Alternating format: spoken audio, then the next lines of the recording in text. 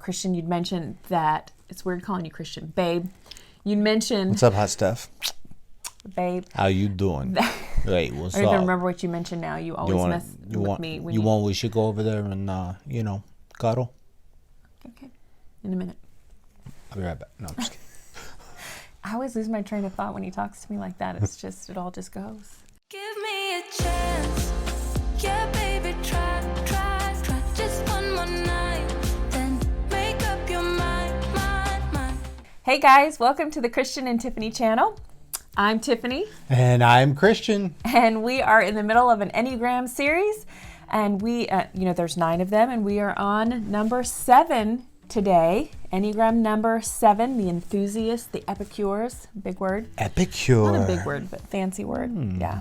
Kind of like the connoisseurs of life. The connoisseurs of life. I like it. So today we are going to tell you 5 things about the Enneagram 7. What their childhood belief is. It kind of guides their motivations and perceptions. Mm-hmm.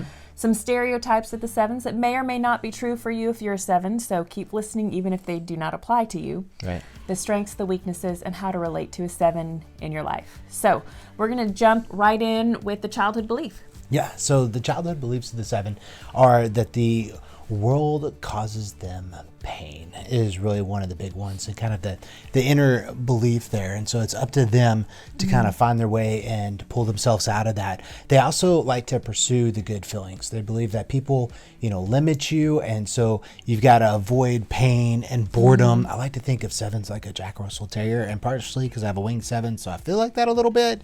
And then they get easily distracted squirrel.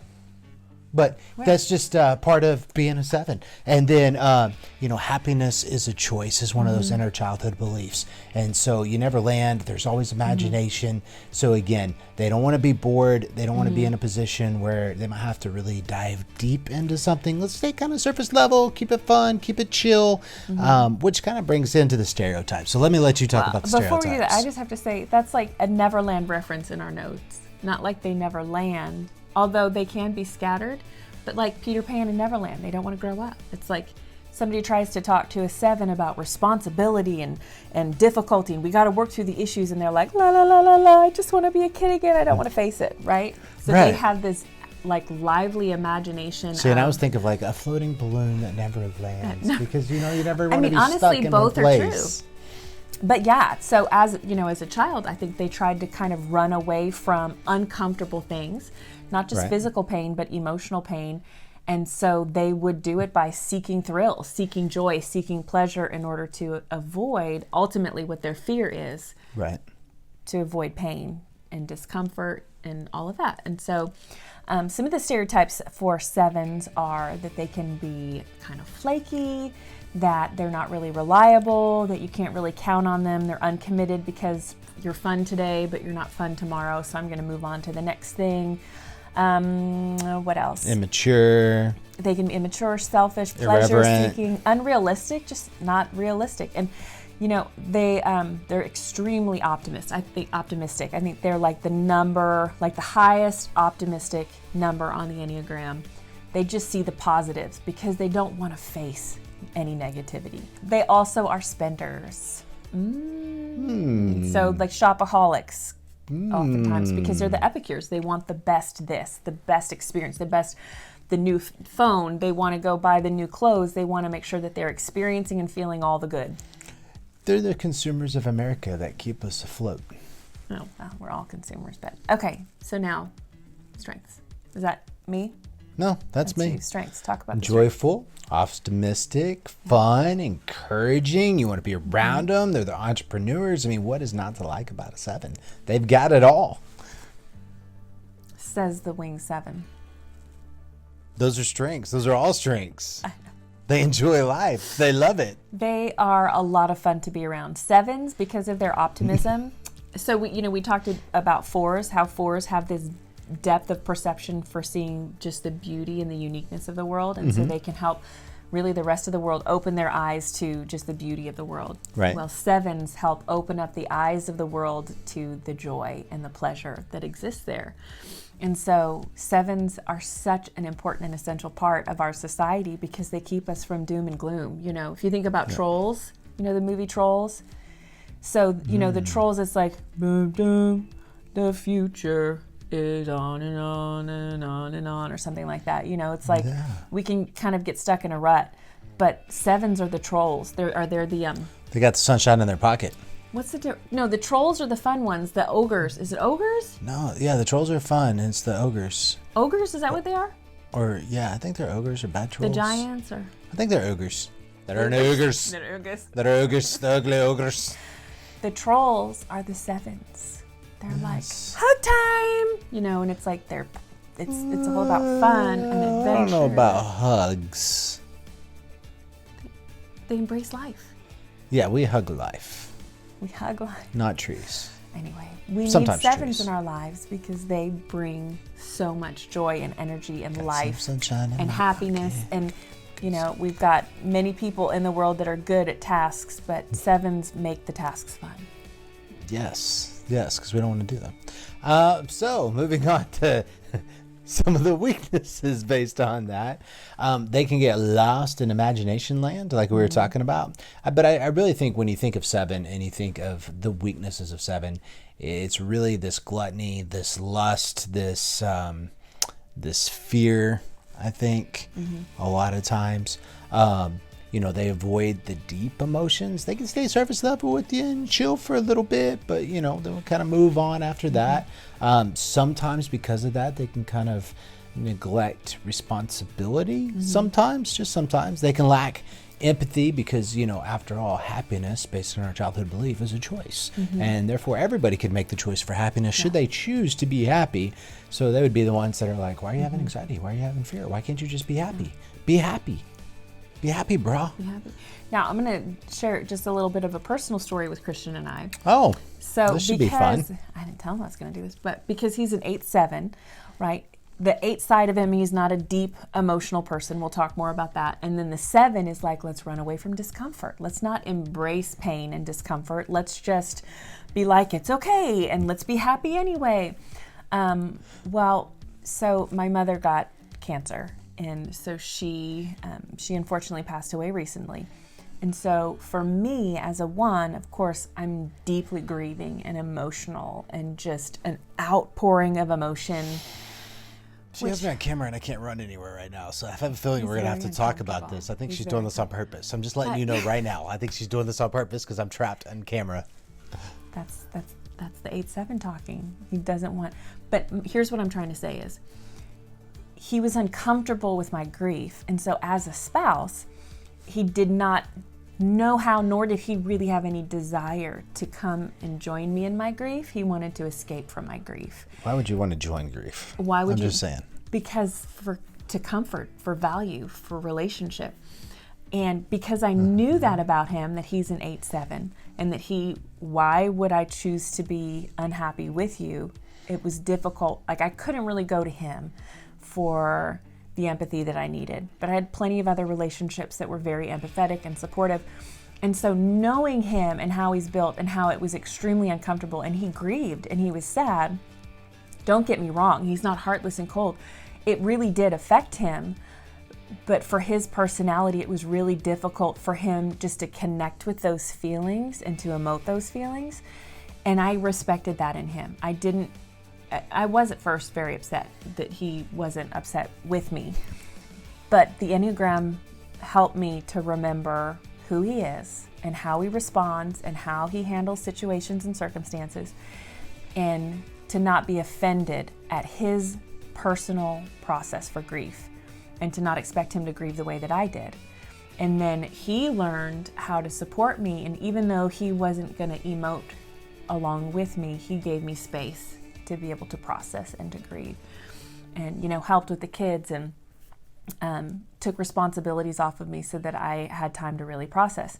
And so, you know, those 7s, they are like, but she's in heaven, and so everything's okay. Why are we still crying? You know, this is uncomfortable. She's in heaven. We should be celebrating. And yes, there's truth to that. But they just have a really hard time connecting with the emotional side of things. So I'm kind of skipping ahead a little bit with how to relate, but that's just an example of how 7s, they can lack empathy, because in their mind, why would you choose to embrace your sad emotions if you can escape them? they will escape them if possible. Yes. Would you add anything to that? Would I add anything to that? Let's talk about one of the other weaknesses of a 7, which is anticipation. So, Friday's coming along, it's Thursday, and you're like, oh, good times Friday, TGIF, Friday's coming, come on, and you're getting excited about it, or, maybe it's a vacation, and man, you're building up, and you're like, oh, I'm going to do this, and it's going to be like this, and you're imagining what it's going to be like, and everything is building up to it, and then the day comes, and it's time to go, and you're thinking, okay, well, we're going on this trip. Went to Destin, another personal story. So we go to Destin, and you're really excited about it, and you're anticipating what it's going to be like. And you're like, oh, the beach, and it's just going to be so much fun, and the white sand, and seafood, and everything, water, and fish, sun, and so you're really anticipating it. And then day 1 comes, and you're driving, and man, it's just the best time ever. You got family, and you're going, it's going to be so much fun. And then like day 1 gets there. But in the back of your mind, this little thing starts like trickling, like, you've only got 5 days left. 2 days are gone. You're already there. And then day 3 comes, and you're like, well, the trip's pretty much halfway over. Then day 4 comes, and you're like, we might as well go ahead and start getting ready to go because it's pretty much all over. It's 60% done, And then there's day 6, and you're like, we're pretty much through with this thing anyways. Even though there's a whole day left, there really might as well not be because you've already had the fun. And then you drive home, and it just sucks. So long story short. 7s. For 7s, they get sometimes the most excitement out of that anticipation of what's to come. And then when they're like in the midst of it, but then as it's tapering off, it's like they're already just disappointed that it's over, and they're moving on to the next adventure and the next thing. And because they're so good at anticipating, they're actually extremely good visionaries and entrepreneurs, and they're good at being innovative and being strategic to start things. They're incredibly good starters. We're movers. Because of that craving for and that anticipation for something new. But they get easily bored once they're in the midst of something, and they're already looking for the next adventure. They're already planning their next vacation. Nothing monotonous. Don't like monotony. The weekend rolls along. Friday, Saturday's amazing. On Sunday, they might as well be working because they have to go to work tomorrow. It's like Sunday is like a depressing day for 7s. Even though it's still a solid full day off from work, Sundays are depressing because it means they go back to work on Monday. That's a very good summary. You know 7s well. I know 7s. The 7s are strong with you. I will also say this briefly, that one of the big times that we had conflict in our marriage, and we actually sought counseling through our church, was because we were in a season where he was really craving adventure and spontaneity, and I had 2 toddlers and a baby on the way. We had 2 toddlers and a baby on the way. You did participate in the making I did of participate, those. I remember. But I was having a difficult time embracing spontaneity. He'd say, let's go to the beach, and I'd say, that's not in the budget, and I need to pack, and we need to plan, and what would that look like, and how long would we go, and what if I'm volunteering here, and I have these, and he would just be like, let's go. And so I kind of started to become his ball and chain. I became like the thing that weighed him down, not the thing, but the person, the relationship. I became the mama that says, now you need to be responsible here, young man. I became the boss that said you need to do your job. And that is not a role that anybody wants to play. So we're talking now about how to relate to a 7. 7s need adventure, 7s need spontaneity, and they don't need their spouse to take on that role of governing their behavior because it's just not going to be healthy. Now that doesn't mean that you have to go along with every adventure and everything spontaneous and just throw your own, perspectives and needs to the wind and follow your 7, because that can get you in a lot of trouble. And we have experience in that too. But it's really important that you give room for them, that you're willing to just loosen up and take those safe adventures. And one of the greatest things that we learned through that counseling session was I was willing to see his need for adventure as a genuine need. Like the air they breathe, they have a need for adventure. It is a core need, y'all. I need you to understand that. They have to be able to meet that need for an adventure. And if you don't join them on that adventure, they will find someone who will adventure with them. Into the unknown, the risk. Into the unknown. And your marriage could be lost in the process. But he also learned through that process that you can't always be spontaneous, that you have to realize that there are things that need to come into play in order for those things to happen. So we kind of came to this compromise that we would, if he wanted to go on an adventure, a spontaneous camping trip, run to the beach, whatever it is, that he had to give me at least 30 minutes to prepare. That was our compromise. Because my philosophy is, man, you just buy underwear on the way. Let's roll. That was a win. I got 30 minutes. Anyways, that was way back. But then we get sun lotion, and all those things that you actually do need at the beach. But, and now he is super thankful for my preparedness. I'm matured up. Super thankful. Anyway, so when relating to a 7, just realize, again, that is a need that they have for adventure. And y'all, if you're in a relationship with a 7, enjoy the ride. Don't feel like you have to restrain them or change them, or that maturity will change that, because they can be incredibly mature and responsible, and they will always be adventurous. That part of them is just not going to go away. Nope. So just run with it.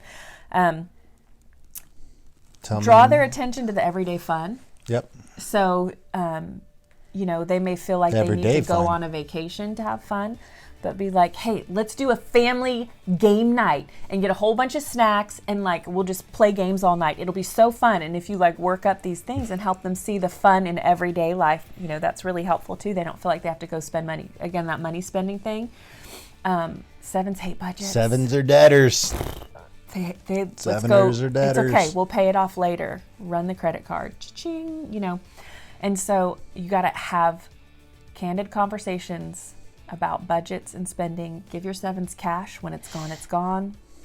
Don't give them credit cards. You probably don't want them to manage the balancing of the checkbook, because you'll have overdraft fees potentially. And here's the uncomfortable thing. Again, don't be the ball and chain. Don't manage them, but they do need accountability. And so once a month, sit down and say, okay, we're going to look over our expenses and our spending for the month and see how we did. And I'll tell you that when I totaled up how many times he stopped to get Starbucks or energy drinks, Monsters, or honey buns at the gas station. Oh, you're my only honey bun. I'm like, babe, do you realize how much you spent on your little $3, $5 this and that? Look at this. And that's why I had counseling. But it helped him to see the big picture and that he was spending a lot. How do you know if you're an 8 with a wing 7 or 7 with a wing 8? Oh, that's a good one, because I bounce back and forth depending on the day. Mm-hmm. So the main thing is achievement focus versus fun. If you're if you would be willing to let go of a promotion for the sake of fun, you're more likely a 7 with the 8 wing. But if you're I'll have fun later, I'm going to get the promotion, I'm going to make the money, and then I can go on as many vacations as I want down the road, then you're an 8 with a 7 wing. So that's kind of a very simple way to kind of figure that out. And then 7 wing 6s, again, I said the 7 wing 6 and a 6 wing 7, that combination are the most hysterical people. They're funny, they're witty, they're entertaining, they're super fun to be around. So 7 with the wing 6, they're more focused on having a group that they really connect with, and they're really loyal to that group. They're more thoughtful, they're easier to be around, they're a little bit less flaky and more loyal and connected. True that. Okay. I like it. So wrap it up. We told you about the childhood beliefs, the stereotypes, strengths, weaknesses, and how to relate to a 7. Ooh. If you don't know what your number is, go down in the description below and click the link for our free Enneagram assessment download to figure out what your Enneagram number is. And why should they download? Spend the time, energy, typing those @ symbols to get that download.